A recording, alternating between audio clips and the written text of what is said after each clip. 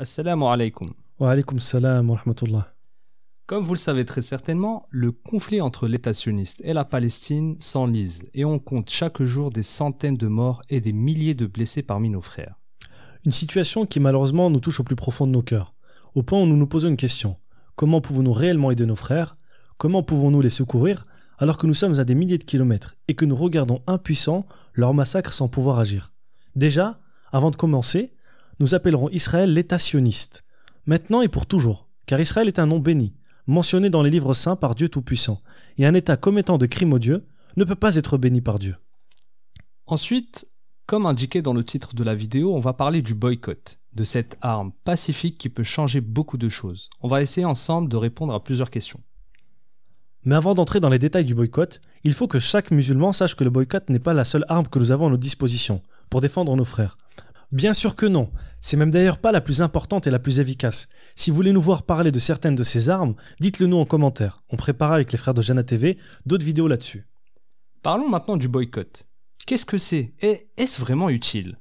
Le boycott, tout d'abord, c'est un acte citoyen, volontaire et réfléchi, qui vise à cesser toute relation avec un individu ou une marque, afin d'exprimer ou de montrer son désaccord, soit avec les idées de la personne ou avec les actions de la marque, et potentiellement le faire basculer vers une position que on souhaite. Le boycott est vu comme le monde. Il a même été pratiqué par certains compagnons, comme Abu Bakr radiallahu anhu, qui décida de cesser de consommer de la viande les jours où cette dernière est devenue trop chère, en signe de contestation face à la spéculation des prix. Les Quraysh, eux aussi, ont pratiqué le boycott vis-à-vis du prophète alayhi salatu wassalam, et ont imposé un blocus sévère à lui et à ses compagnons lorsqu'ils étaient à la Mecque, au point où les compagnons sont devenus extrêmement pauvres et il est rapporté qu'ils mangeaient des feuilles. Nous constatons donc que le boycott et le blocus font partie de l'héritage islamique et ne sont pas simplement une invention récente. Toutefois, le boycott ou le blocus a des règles religieuses et ne peut pas être fait n'importe comment. Le boycott a toujours été prouvé comme quoi il était utile et puissant. Son impact fait mal et a du poids dans le monde.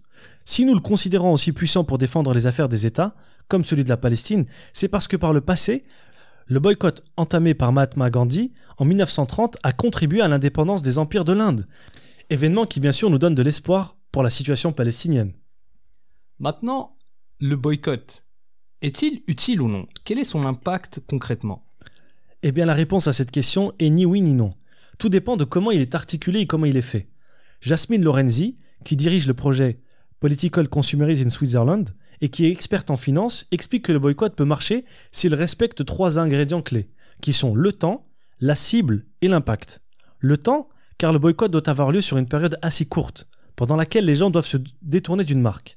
La cible, car souvent, lorsque les gens pensent au boycott, ils pensent à boycotter tellement de marques que ça divague et devient inutile. Cela va même jusqu'à démotiver certaines personnes. Et ça, les sociétés sionistes l'ont compris, au point où certains groupes sionistes ont commencé eux-mêmes à diffuser des listes tellement longues dans un but extrêmement simple, noyer le poisson et démotiver les gens. Vous voyez, prendre une liste de 300 entreprises à chaque fois que vous voulez faire vos courses, effectivement, c'est lassant et décourageant. Un autre exemple, celui de Facebook, récemment accusé de propager du racisme et de la haine, après le décès de George Floyd. S'est vu bloqué par plusieurs sociétés qui faisaient de la pub chez lui. Résultat des courses, 70 milliards de dollars de pertes pour Facebook, rien que ça. Et quel est l'historique du boycott dans la communauté musulmane? Eh bien, les musulmans ont commencé le boycott dès les années 2000, après ce qu'on appelait les intifadas. Ils se sont unis et ont commencé à diffuser des listes de marques à boycotter. Mais cette liste était comme celle qu'on vient d'évoquer juste à l'instant, longue et lassante. Et même si les images de la guerre touchaient beaucoup de musulmans par l'émotion, beaucoup d'entre eux commençaient à perdre les bras et à désespérer.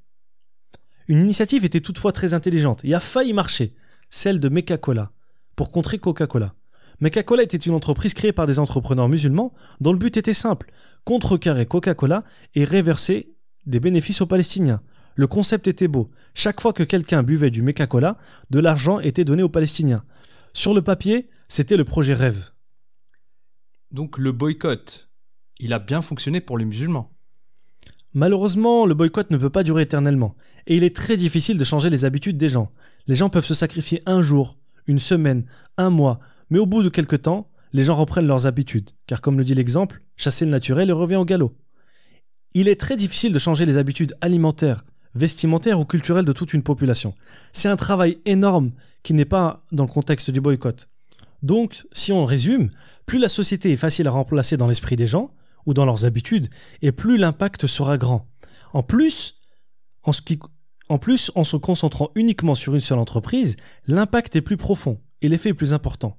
Car en se concentrant uniquement sur une seule entreprise dans le boycott, cela envoie un message aux autres entreprises qui craignent l'effet domino, à savoir être les prochains sur la liste et finissent eux aussi à se plier aux demandes des consommateurs. Si on doit parler de manière chiffrée, il est préférable de faire perdre 30% du chiffre d'affaires à une seule entreprise qui fera peur aux autres plutôt que de faire perdre 3% à 10 entreprises, en même temps sans aucun changement.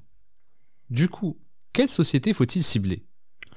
Le 12 février 2020, l'Organisation internationale des Nations Unies a établi une liste de 112 sociétés qui travaillent avec les colonies sionistes implantées en Cisjordanie, la partie est de la Palestine actuelle. Où est le problème?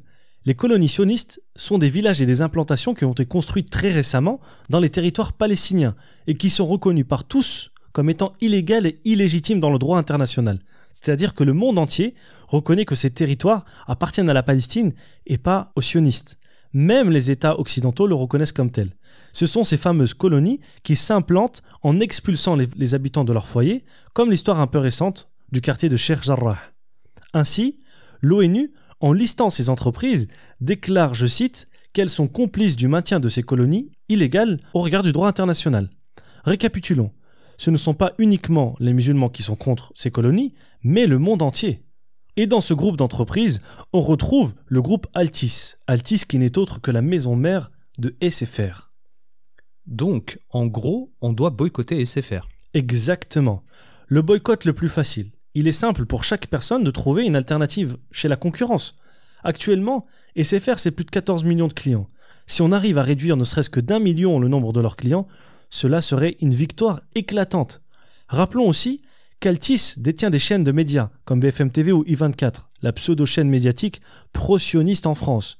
Tout ce groupe est donc bien connu pour causer du tort aux Palestiniens, dans leur vie de tous les jours, sans parler d'autres aspects éthiques que nous ne citerons pas dans cette vidéo. Donc, concrètement, si moi je voudrais me désabonner de SFR, comment je ferais? Tout d'abord, pour ceux qui doutent de la véracité de nos propos, on vous mettra en description un lien qui démontrera que tout ce que l'on apporte est véridique et véritable. Ensuite, pour boycotter SFR, c'est très simple, ça peut prendre quelques secondes. Premièrement, il faut résilier si on est abonné chez eux. Et pour ceci, on a mis en description également un second lien qui donne des modèles de lettres de résiliation pour facilement résilier. Enfin, il faut en parler au maximum autour de nous.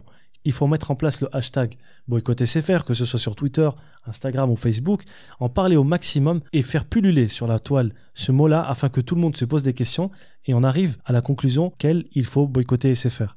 À partir du moment où SFR fera un communiqué, c'est la preuve que peut-être qu'on a fait suffisamment de bruit et qu'on est sur le bon chemin.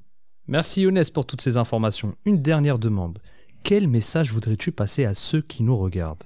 De rien mon frère. Le message le plus important est que nous appelons tout le monde à boycotter SFR et de partager massivement cette vidéo à plusieurs reprises afin d'inciter nos proches et notre entourage à agir et à boycotter eux aussi SFR. Ne négligeons pas cette bataille, même si elle est petite à notre échelle, et si chacun apporte sa petite pierre à l'édifice, alors nous pourrons faire basculer les choses en notre faveur et peut-être, pourquoi pas, apporter du bien sur terre. Maintenant, libre à chacun de savoir ce qu'il veut, s'il veut défier le mal ou baisser les bras et le laisser faire.